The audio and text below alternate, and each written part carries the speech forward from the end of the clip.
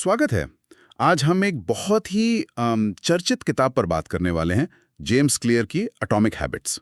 हाँ, बिल्कुल। इसके कुछ खास हिस्सों पर गहराई से बात करेंगे। ये किताब इस बारे में है कि कैसे छोटे छोटे बदलाव जो दिखते भी नहीं, जिंदगी में बड़े नतीजे ला सकते हैं। सही। तो आज का अपना मकसद है कि इस किताब के अंशों से वो जरूरी बातें निकालें, समझें कि आदतें काम कैसे करती हैं और कुछ ऐसी टेक्निक्स पता करें जो कोई भी इस्तेमाल कर सके खुद को बेहतर बनाने के लिए। बिल्कुल प्रैक्टिकल चीजें। अच्छा, ये सोचकर ही कितना अजीब लगता है कि रोज सिर्फ 1% बेहतर होने का मतलब है साल के आखिर तक आप लगभग 37 गुना बेहतर हो सकते हैं। हाँ, ये कंपाउंडिंग वाली बात है। बिल्कुल, जैसे पैसों के लिए होता है या आदतों के लिए है। हाँ, और या फिर देखिए ना, लेखक की खुद की कहानी। वो बेसबॉल खेलते थे और उन्हें इतनी भयानक चोट लगी। हाँ, मैंने पढ़ा था कि उनका करियर लगभग खत्म ही हो गया था। वो कोमा में भी थे कुछ समय। बाप रे। लेकिन सिर्फ छोटी लगातार आदतों के दम पर ही वो न सिर्फ ठीक हुए, बल्कि आगे जाकर इतने सफल लेखक और उद्यमी बने। कमाल है। ये दिखाता है कि वो छोटी शुरुआत में कितनी ताकत छिपी होती है। हाँ, ये वाकई में सोचने वाली बात है। तो चलिए फिर खोलते हैं इस पिटारे को, पता लगाते हैं कि ये एटॉमिक हैबिट्स आखिर हैं क्या और इनमें इतनी शक्ति क्यों है। तो एटॉमिक हैबिट्स, देखिए लेखक इसके दो मतलब बताते हैं। एक तो एटॉमिक मतलब बहुत ही छोटा, किसी बड़ी चीज का एकदम बुनियादी कण, जैसे एटम या अणु। और दूसरा मतलब है एटॉमिक जिसमें अपार ऊर्जा हो, बहुत शक्ति हो, जैसे एटम बॉम्ब वाली शक्ति। अच्छा, तो मतलब छोटा भी और शक्तिशाली भी। हाँ, ये छोटी शुरुआत के महत्व और उनका जो बड़ा असर हो सकता है, दोनों पर जोर देता है। तो ये सिर्फ छोटी मोटी आदतें नहीं है, बल्कि ये वो बुनियाद हैं जिनसे बड़े बदलाव आ सकते हैं। एग्जैक्टली। ये एक बड़े सिस्टम का हिस्सा है और इनमें जबरदस्त पोटेंशियल है। और वो 1% सुधार वाला आइडिया, वो तो कमाल का है। किताब में वो प्लेन वाला उदाहरण है ना। हाँ। कि लॉस एंजलिस से न्यूयॉर्क जा रहा प्लेन अगर अपना रास्ता सिर्फ 3.5 डिग्री बदल ले, सिर्फ 3.5 डिग्री। हाँ, तो शुरुआत में तो लगेगा कि कुछ फीट का ही फर्क है। हाँ। लेकिन न्यूयॉर्क पहुंचते पहुंचते वो कहाँ उतरेगा? वॉशिंगटन डीसी में, सैकड़ों मील दूर। बिल्कुल। समय जो है ना, वो इस छोटे से फर्क को बहुत बड़ा बना देता है। अच्छी आदतें होंगी तो समय आपका दोस्त है। बुरी आदतें हैं तो समय आपका दुश्मन बन जाता है। और ये सिर्फ हेल्थ या पैसे की बात नहीं है। आपका ज्ञान, आपकी प्रोडक्टिविटी, आपके रिश्ते, सब पर यही लागू होता है। हाँ, ये तो है। लेकिन ऐसा भी तो नहीं है कि हम मेहनत करते हैं और फौरन नतीजे दिखने लगते हैं। नहीं, बिल्कुल नहीं। किताब में वो प्लेटो ऑफ लेटेंट पोटेंशियल की बात है, अप्रकट क्षमता का पठार। हाँ, वो बहुत जरूरी कॉन्सेप्ट है। जैसे बर्फ का टुकड़ा, वो 28 डिग्री, 30 डिग्री, 31 डिग्री पर गर्म होता रहता है, पर पिघलता नहीं। हाँ, पिघलता तभी है जब वो 32 डिग्री फ़ारेनहाइट पर पहुंचता है। वो 1 डिग्री का जो फर्क है, वही सब बदल देता है। तो इसका मतलब मेहनत बेकार नहीं जाती। नहीं, बिल्कुल नहीं। अक्सर हम कोशिश करते रहते हैं और जब तुरंत रिजल्ट नहीं दिखता ना, तो निराश हो जाते हैं। इसी को लेखक निराशा की घाटी कहते हैं। Value of disappointment. हाँ, हमें लगता है कि यार कुछ हो नहीं रहा, लेकिन असल में वो सारी मेहनत जमा हो रही होती है, स्टोर हो रही होती है। अच्छा। असली बड़ा बदलाव उस पठार को पार करने के बाद ही नजर आता है। और सबसे बड़ी गलती लोग यही करते हैं कि वो उस बड़े बदलाव से ठीक पहले ही हार मान लेते हैं। बिल्कुल, समझ गया। अच्छा, एक और बड़ी दिलचस्प बात जो किताब में है, वो है गोल्स यानी लक्ष्यों के बजाय सिस्टम पर ध्यान देना। ये थोड़ा सुनने में अजीब नहीं लगता? हाँ, लगता है। मतलब वो बास्केटबॉल कोच है, वो चैंपियनशिप जीतने का गोल भूल जाए और सिर्फ इस पे ध्यान दे कि टीम रोज प्रैक्टिस में क्या करती है, क्या वो जीतेंगे? लेखक का तर्क है, हाँ जीतेंगे, क्योंकि सिस्टम ही तो वो प्रोसेस है जो रिजल्ट तक लेके जाता है। अच्छा। गोल तो बस एक मंजिल है, वो मिल गई, बात खत्म। चैंपियनशिप जीतना एक पल की बात है, लेकिन वो रोज की प्रैक्टिस का जो सिस्टम है ना, वही टीम को लगातार बेहतर बनाता है।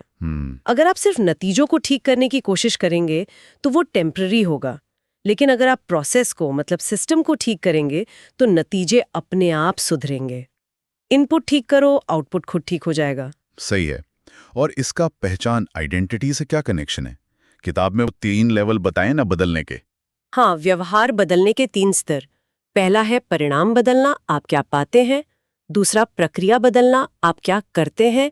और तीसरा पहचान बदलना, आप क्या मानते हैं, मतलब आप कौन हैं। और लेखक कहते हैं कि सबसे टिकाऊ तरीका जो है वो है पहचान पर फोकस करना। यानी इस पर ध्यान देना कि आप कौन बनना चाहते हैं। एग्जैक्टली आपकी पहचान आपकी आदतों से बनती है।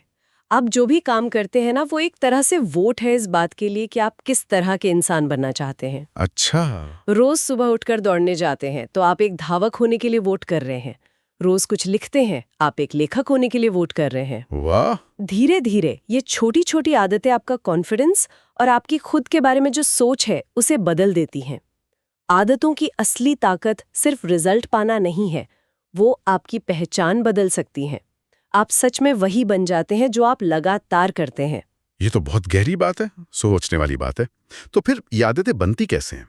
वो 4 स्टेप वाला मॉडल है ना? हाँ, वो कोर है। संकेत यानी क्यू, फिर तड़प क्रेविंग, फिर प्रतिक्रिया रिस्पॉन्स और आखिर में इनाम reward. Q, craving, response, reward. हाँ, ये हर आदत की अच्छी हो या बुरी रीढ़ की हड्डी है। ये मॉडल असल में पुराने साइकोलॉजी के प्रिंसिपल्स पर बेस्ड है, जैसे बीएफ स्किनर का काम है। लेकिन क्लियर इसमें हमारे विचारों, भावनाओं, मतलब हमारी जो अंदरूनी हालत है, उसके असर को भी जोड़ते हैं। तो ये ज्यादा कंप्लीट लगता है। सिर्फ बाहरी ट्रिगर नहीं, हमारी अंदरूनी इच्छाएं भी बहुत मायने रखती हैं। समझ गया। और इन्हीं 4 कदमों से वो 4 नियम निकले हैं, 4 लॉज ऑफ बिहेवियर चेंज। हाँ, जो अच्छी आदतें बनाने या बुरी आदतें तोड़ने के लिए एक सिंपल सा फ्रेमवर्क देते हैं। चलिए तो फिर एक एक करके इन पर बात करते हैं। बिल्कुल। पहला नियम जुड़ा है क्यू यानी संकेत से। इसे स्पष्ट बनाओ। Make it obvious. अच्छा, मतलब हमें पता होना चाहिए कि कब और कहाँ वो आदत करनी है, क्योंकि बहुत सी आदतें तो हम बस यूं ही करते रहते हैं बिना सोचे समझे। हाँ बिल्कुल, जागरूकता पहला कदम है। जैसे किताब में वो जापान के रेल ऑपरेटर वाला उदाहरण है। हाँ, पॉइंटिंग एंड कॉलिंग। सिग्नल या स्पीड लिमिट की तरफ उंगली उठाकर जोर से बोलते हैं। इससे क्या होता है, उनकी जागरूकता बढ़ती है और गलतियां कम होती हैं। कमाल है। तो इसे लागू करने के लिए 2 बहुत अच्छी टेक्निक्स हैं। एक है इम्प्लीमेंटेशन इंटेंशंस, कार्यान्वयन इरादे। हाँ, इसका सिंपल फॉर्मूला है, मैं इस समय पर इस जगह में ये काम करूंगा। करूंगी। हाँ, ये सिर्फ ये कहने से कि मैं रोज कसरत करूंगा कहीं ज्यादा पावरफुल है, क्योंकि ये स्पेसिफिक है। हाँ। और दूसरी है हैबिट स्टैकिंग, आदत संयोजन। इसका फॉर्मूला है, मेरी जो पुरानी आदत है के बाद मैं ये नई आदत करूंगी। अच्छा। जैसे सुबह कॉफी बनाने के ठीक बाद मैं 1 मिनट मेडिटेशन करूंगी। तो कॉफी बनाना नई आदत के लिए एक ट्रिगर, एक संकेत बन गया। ये तो बढ़िया है। और माहौल का डिजाइन, वो मैसाचुसेट्स हॉस्पिटल वाला उदाहरण तो गजब का था। हाँ, कैफेटेरिया में सिर्फ पानी की बोतलों को ज्यादा सामने रख दिया और सोडा को थोड़ा पीछे, और पानी की बिक्री 25% भी ज्यादा बढ़ गई और सोडा की 11% कम हो गई, बिना किसी को कुछ कहे। वाह। ये वही बात है जो कर्ट लेविन ने कही थी, B = FP, हमारा व्यवहार हमारे व्यक्तित्व और हमारे माहौल का नतीजा है। हम अक्सर वही करते हैं जो सबसे आसान या सबसे सामने दिखता है। हाँ। और क्योंकि देखना हमारी सबसे पावरफुल सेंस है, विजुअल क्यूज यानी दिखने वाले संकेत बहुत असर करते हैं। वो एम्स्टर्डम एयरपोर्ट के बाथरूम में मक्खी वाला स्टिकर याद है? हाँ, वो यूरिनल में। वही, बस एक छोटा सा स्टिकर लगाने से निशाना बेहतर हुआ और सफाई का खर्च 8% कम हो गया। कमाल है। तो अच्छी आदतों के लिए संकेत को स्पष्ट बनाना है और बुरी आदतों के लिए इसका उल्टा करना है, इसे अदृश्य बनाओ। Make it invisible. हाँ बिल्कुल। अक्सर हम सोचते हैं हम विल पावर, इच्छा शक्ति से बुरी आदतें छोड़ देंगे, पर यह बहुत मुश्किल होता है। हाँ, होता तो है। वो वियतनाम युद्ध वाले सैनिकों का अध्ययन देखिए। वियतनाम में जिन्हें हेरोइन की लत लग गई थी, उनमें से 90% ने घर लौटते ही छोड़ दी। 90%? क्यों? क्योंकि माहौल बदल गया। वो सारे संकेत, वो सारे ट्रिगर्स गायब हो गए जो उन्हें ड्रग्स लेने के लिए उकसाते थे। जो लोग हमें ज्यादा डिसिप्लिन लगते हैं ना, असल में वो अपने माहौल को ही ऐसा बनाते हैं कि उन्हें इच्छा शक्ति का इस्तेमाल कम से कम करना पड़े। अगर घर में जंक फूड होगा ही नहीं तो उसे खाने का मन भी कम करेगा। सही बात है। विल पावर पे डिपेंड करने से अच्छा है माहौल ही बदल दो। चलो अब दूसरे नियम पे आते हैं, जो क्रेविंग यानी तड़प से जुड़ा है। इसे आकर्षक बनाओ, मेक इट अट्रैक्टिव। हाँ, क्योंकि आदत शुरू करने के लिए कोई इच्छा, कोई तड़प तो होनी चाहिए ना। और आज की दुनिया तो भरी पड़ी है सुपर नॉर्मल स्टिमुलाई से, मतलब ऐसी चीजें जो हमारी नेचुरल इच्छाओं को बहुत ज्यादा बढ़ा चढ़ाकर पेश करती हैं। जैसे जंक फूड हमारे खाने की इच्छा का, सोशल मीडिया हमारे जुड़ने की इच्छा का, पोर्नोग्राफी हमारी सेक्सुअल इच्छा का। ये सब बहुत गाढ़े, बहुत कॉन्सेंट्रेटेड रूप हैं। ये हमारे दिमाग के रिवॉर्ड सिस्टम को हाईजैक कर लेते हैं। और इसमें डोपामाइन का रोल है ना? हाँ, बहुत बड़ा। डोपामाइन सिर्फ इनाम मिलने पर रिलीज नहीं होता, बल्कि इनाम मिलने की उम्मीद में भी रिलीज होता है। अच्छा। और यही उम्मीद, यही प्रत्याशा हमें काम करने के लिए मोटिवेट करती है। साइंटिस्ट इसे वांटिंग और लाइकिंग का फर्क कहते हैं। चाहना और पसंद करना। हाँ, अक्सर किसी चीज को पाने की चाहत, वांटिंग, उसे पाकर मिलने वाली खुशी, लाइकिंग, से ज्यादा ताकतवर होती है। तो फिर हम आदतों को ज्यादा आकर्षक कैसे बना सकते हैं? किताब में वो टेम्पटेशन बंडलिंग बताया है, प्रलोभन बंडलिंग। हाँ, इसका आइडिया बड़ा सिंपल है। आप एक ऐसा काम जिसे आप करना चाहते हैं, जैसे अपना फेवरेट टीवी शो देखना, उसे एक ऐसे काम के साथ जोड़ दें जिसे आपको करना चाहिए। जैसे कसरत करना? हाँ, जैसे वो इंजीनियरिंग का छात्र था जिसने अपनी एक्सरसाइज बाइक को टीवी से ऐसे जोड़ा कि नेटफ्लिक्स तभी चले जब वो पेडल मार रहा हो। अरे वाह, ये तो गजब है। तो आपने अपनी जरूरत वाले काम को अपनी पसंद वाले काम का गेटवे बना दिया। ये मजेदार तरीका है। अच्छा, और इसमें हमारे आसपास के लोगों का कितना असर होता है, सोशल नॉर्म्स का? ओह, बहुत ज्यादा। हम सब झुंड में रहने वाले जानवर हैं। हम अपने ग्रुप में फिट होना चाहते हैं। वो लाज़लो पोलगार का उदाहरण याद है, जिसने अपनी तीनों बेटियों को चेस चैंपियन बनाने का फैसला किया था। हाँ। उनके घर का माहौल ही पूरा चेस पर फोकस्ड था। तो बेटियों के लिए चेस खेलना, उसमें अच्छा करना एकदम नॉर्मल बात हो गई।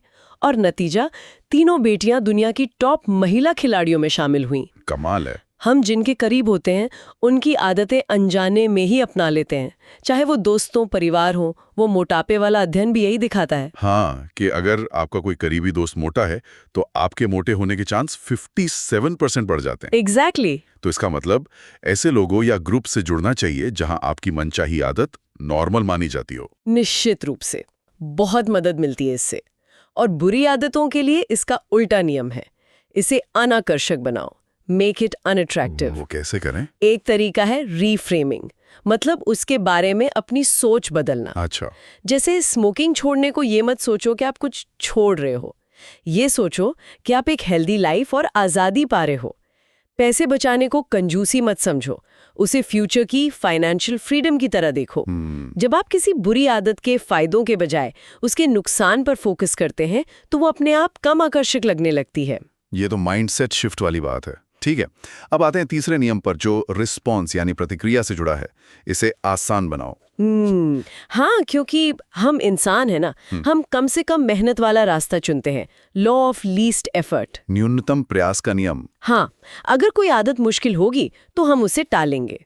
किताब में वो फ्लोरिडा यूनिवर्सिटी की फोटोग्राफी क्लास का उदाहरण था। हाँ, कमाल का था वो। एक ग्रुप को सिर्फ तस्वीरों की क्वांटिटी पर ग्रेड मिलना था, दूसरे को सिर्फ एक बेस्ट तस्वीर की क्वालिटी पर। और हैरानी की बात है कि बेस्ट तस्वीरें क्वांटिटी वाले ग्रुप ने खींची। हाँ, क्योंकि वो बस खींचते रहें, प्रैक्टिस करते रहें, गलतियों से सीखते रहें, जबकि दूसरा ग्रुप परफेक्ट तस्वीर के चक्कर में सोचता ही रह गया। ये दिखाता है कि आदत बनाने के लिए परफेक्शन नहीं, दोहराव, रेपिटेशन जरूरी है। आप कितनी बार कोई काम करते हैं ये ज्यादा मायने रखता है, बजाय इसके कि आप कितनी देर तक करते हैं। तो आदत को आसान कैसे बनाएं? सबसे पहले तो फ्रिक्शन यानी रुकावटें कम करनी होंगी। जैसे लेखक कहते हैं, बगीचे की नली में अगर गांठ पड़ी हो तो पानी का प्रेशर बढ़ाना यानी मोटिवेशन बढ़ाना से आसान है गांठ खोलना, रुकावट कम करना। सही बात है। माहौल को फिर से डिजाइन करो। जिम जाने के कपड़े रात को ही निकाल कर रख लो, सुबह उठकर जाने में आसानी होगी। और वो 2 मिनट रूल भी तो था। हाँ, 2 मिनट का नियम। हाँ, वो बहुत पावरफुल है। नियम कहता है, जब कोई नई आदत शुरू करो तो उसे ऐसा बनाओ कि वो 2 मिनट या उससे कम में पूरी हो जाए। 2 मिनट। जैसे रोज रात को किताब पढ़ना बन जाए 1 पन्ना पढ़ना, रोज योगा करना बन जाए योगा मैट बिछाना, 3 मील दौड़ना बन जाए दौड़ने वाले जूते पहनना। लेकिन सिर्फ जूते पहनने से क्या होगा? देखो, मुद्दा है शुरुआत करना, एक्शन लेना। ये एक गेटवे हैबिट बन जाती है। अच्छा, गेटवे हैबिट। हाँ, आप पहले सिर्फ उपस्थित होने की, शो अप करने की आदत डालते हो। एक बार ये आदत बन जाए फिर आप धीरे धीरे उसे बढ़ा सकते हो। पहले स्टैंडर्डाइज करो, फिर ऑप्टिमाइज करो। पहले आदत को जमाओ, उसे सुधारना बाद की बात है। समझ गया। ये तो शुरू करने का बहुत अच्छा तरीका है। और बुरी आदतों के लिए इसका उल्टा, इसे कठिन बनाओ। Make it difficult. बिल्कुल। बुरी आदत के रास्ते में रुकावटें खड़ी कर दो, जैसे विक्टर ह्यूगो। हाँ, वो अपने कपड़े बंद करवा देते थे ताकि वो बाहर जाकर टाइम वेस्ट ना कर सके और अपनी किताब पूरी करें। ये कमिटमेंट डिवाइस का क्लासिक उदाहरण है। Commitment device. हाँ, मतलब आज आप कोई ऐसा फैसला लेते हो जो फ्यूचर में आपके बर्ताव को कंट्रोल करे, जैसे फोन से डिस्ट्रैक्टिंग एप्स डिलीट कर देना या टीवी का प्लग निकालकर कहीं दूर रख देना। ऑटोमेशन भी तो मदद कर सकता है इसमें। हाँ बिल्कुल, जैसे कैश रजिस्टर का आविष्कार, उसने दुकानों में कर्मचारियों की चोरी को बहुत मुश्किल बना दिया। या फिर ऑटोमेटिक सेविंग प्लान सेट करना। ये सब एक बार के फैसले हैं जो लंबे समय तक सही व्यवहार को पक्का करते हैं। सही है। चलिए, अब आते हैं चौथे और आखिरी नियम पर, जो रिवॉर्ड यानी इनाम से जुड़ा है। इसे संतोषजनक बनाओ, मेक इट सैटिस्फाइंग। हाँ, ये नियम कहता है कि जिस व्यवहार का अंत अच्छा लगता है उससे हम दोहराते हैं, और जिससे सजा मिलती है उससे बचते हैं। दिक्कत यह है कि हमारा दिमाग बना है तुरंत इनाम पाने के लिए, इमीडिएट रिटर्न एनवायरनमेंट।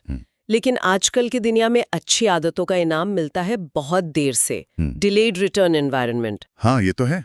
सिगरेट पीने का मजा फौरन, नुकसान सालों बाद। कसरत की तकलीफ फौरन, सेहत का फायदा महीनों बाद। इसीलिए अच्छी आदतों को टिकाऊ बनाने के लिए हमें उन्हें तुरंत संतोषजनक बनाने का कोई तरीका ढूंढना होगा, चाहे वो छोटा सा ही संतोष क्यों ना हो। अच्छा। ये छोटी जीतें, स्मॉल विन्स बहुत जरूरी हैं। ये सफलता का एहसास ही हमें तब तक मोटिवेटेड रखता है जब तक कि असली बड़ा इनाम नहीं मिल जाता। तो तुरंत संतोष कैसे मिलेगा? किताब में हैबिट ट्रैकिंग की बात है, आदत पर नजर रखना। हाँ, वो एक बहुत अच्छा तरीका है।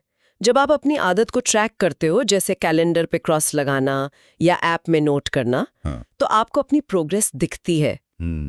और ये दिखती हुई प्रोग्रेस अपने आप में एक इनाम है। वो पेपर क्लिप वाली कहानी याद है? हाँ, सेल्स कॉल वाली, लगाना और वो चेन टूटने ना देना। बिल्कुल, ये एक विजुअल प्रूफ देता है कि आप काम कर रहे हो और ये संतोषजनक होता है। लेकिन क्या इसमें कोई पेज, कोई खतरा भी है? हाँ, एक है, जिसे गुडहार्ट का नियम कहते हैं।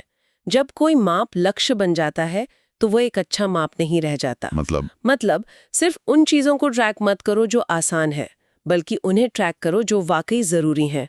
और ये भी याद रखो, कभी कभार चूक जाना ठीक है, हम इंसान हैं। हाँ। लेकिन कोशिश करो कि लगातार 2 बार न चूको, क्योंकि 2 बार चूकना एक नई, शायद बुरी आदत की शुरुआत हो सकती है। जरूरी है कि आप जल्द से जल्द पटरी पर वापस आओ। Never miss twice. Never miss twice. ठीक है। और बुरी आदतों के लिए इसका उल्टा, इसे असंतोषजनक बनाओ। अकाउंटेबिलिटी कॉन्ट्रैक्ट काम आता है। आदत अनुबंध। हाँ, आप किसी के साथ एक समझौता करते हो, लिखकर या जुबानी, कि अगर आप अपनी आदत निभाने में फेल हुए तो आपको कोई सजा मिलेगी। जैसे वो ब्रायन हैरिस वाला उदाहरण था, जिसने वजन कम करने के लिए अपनी पत्नी और ट्रेनर के साथ कॉन्ट्रैक्ट किया था। हाँ, कि अगर वो डाइट फॉलो नहीं करेगा तो उसे अजीब कपड़े पहनने पड़ेंगे या कुछ और सजा मिलेगी। हाँ। एक अकाउंटेबिलिटी पार्टनर होना मतलब कोई ऐसा जो आपकी प्रोग्रेस पर नजर रखे, बहुत पावरफुल हो सकता है। ये जानना कि कोई देख रहा है, आपको ट्रैक पर रखता है, ये बुरी आदत के लिए एक तत्काल कीमत जोड़ देता है। समझ गया। तो ये थे 4 नियम। स्पष्ट बनाओ, आकर्षक बनाओ, आसान बनाओ और संतोषजनक बनाओ। लेकिन मान लीजिए आदतें बना ली, फिर भी उन्हें बनाए रखना तो मुश्किल होता है, खासकर जब शुरू का जोश खत्म हो जाता है। हाँ बिल्कुल, यहीं पर गोल्डीलॉक्स रूल आता है। गोल्डीलॉक्स नियम। हाँ, ये कहता है कि इंसान तब सबसे ज्यादा मोटिवेटेड फील करता हो जब वो ऐसे काम कर रहा हो जो उसकी अभी की क्षमता के बिल्कुल किनारे पर हो। न बहुत आसान, न बहुत मुश्किल, बस ठीक ठाक मुश्किल, जस्ट मैनेजेबल डिफिकल्टी। अच्छा। बहुत आसान काम बोरिंग हो जाते हैं, बहुत मुश्किल काम हमें फ्रस्ट्रेट कर देते हैं। तो चुनौती का सही लेवल बनाए रखना जरूरी है। हाँ, और बोरियत से निपटना सीखना होगा। बोरियत शायद सेल्फ इम्प्रूवमेंट की राह में सबसे बड़ा दुश्मन है। सच में? हाँ, देखो, जो सबसे सफल लोग होते हैं वो भी रोज मोटिवेटेड फील नहीं करते, लेकिन वो बोरियत के बावजूद टिके रहने का, प्रैक्टिस जारी रखने का तरीका ढूंढ लेते हैं। आपको उस रोज के अभ्यास से प्यार करना सीखना होगा, चाहे वो कितना भी उबाऊ क्यों न लगे। ये मुश्किल है पर जरूरी है। और आखिर में किताब रिफ्लेक्शन और रिव्यू पर भी जोर देती है। प्रतिबिंब और समीक्षा, हाँ, बहुत ज़रूरी है। समय समय पर अपनी आदतों और अपनी प्रोग्रेस को देखना। क्या ये आदतें अभी भी मुझे उस इंसान की तरफ ले जा रही हैं जो मैं बनना चाहती हूँ? क्या कुछ बदलने की ज़रूरत है? ये सेल्फ असेसमेंट हमें सही रास्ते पर बनाए रखने में मदद करता है। तो कुल मिलाकर जेम्स क्लियर की एटॉमिक हैबिट से आज हमने काफी कुछ सीखा। छोटी आदतों की वो कंपाउंडिंग पावर, हाँ, लक्ष्यों से ज्यादा सिस्टम और पहचान पर फोकस करना, बिल्कुल। और व्यवहार बदलने के वो 4 सिंपल नियम, स्पष्ट, आकर्षक, आसान और संतोषजनक बनाओ। और उनके उल्टे नियम भी उतने ही जरूरी हैं। बुरी आदतों को अदृश्य, अनाकर्षक, कठिन और असंतोषजनक बनाना। और हमने कई प्रैक्टिकल टेक्निक्स भी देखी, habit stacking, temptation bundling, 2 minute का नियम, हैबिट ट्रैकिंग, हैबिट कॉन्ट्रैक्ट। और शायद सबसे जरूरी सबक है कंसिस्टेंसी, लगातार लगे रहना उन पठारों और निराशा की घाटियों के बावजूद। जैसा लेखक कहते हैं, छोटी आदतें सिर्फ जुड़ती नहीं हैं, वो कंपाउंड होती हैं। हाँ, अगर आप बस रुकते नहीं हैं, तो आप जो हासिल कर सकते हैं वो वाकई कमाल का है। ये सुनने वालों के लिए सोचने का एक अच्छा पॉइंट है। उनकी जो अभी की आदतें हैं, वो किस तरह की पहचान बना रही हैं? क्या वो आदतें उन्हें उस इंसान की ओर ले जा रही हैं जो वो बनना चाहते हैं, या अनजाने में कहीं और ही ले जा रही हैं? बिल्कुल, क्योंकि आखिर में जैसा किताब कहती है, आप सचमुच अपनी आदतें बन जाते हैं। सही। ये सोचने के लिए एक बहुत ही पावरफुल विचार है। इस गहरी चर्चा में शामिल होने के लिए धन्यवाद।